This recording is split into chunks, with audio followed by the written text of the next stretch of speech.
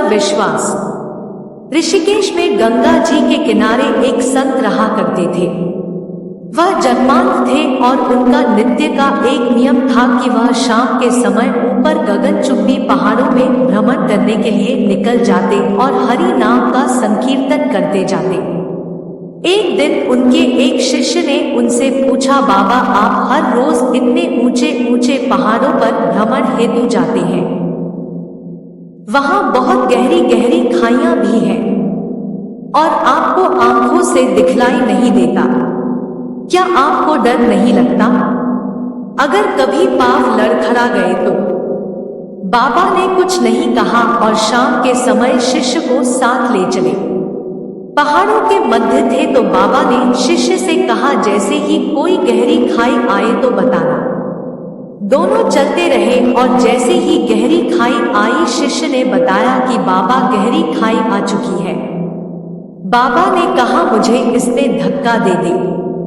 अब तो शिष्य इतना सुनते ही सकपका गया।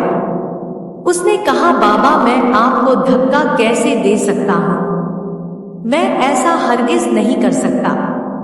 आप तो मेरे गुरुदेव हैं, मैं तो किसी अपने शत्रु को भी इस खाई में नहीं धकेल सकता।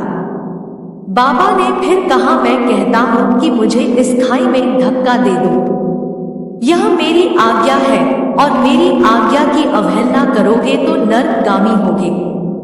शिष्य ने कहा, बाबा मैं नरक भोग लूंगा मगर आपको हरगिज इस खाई में नहीं धकेल सकता।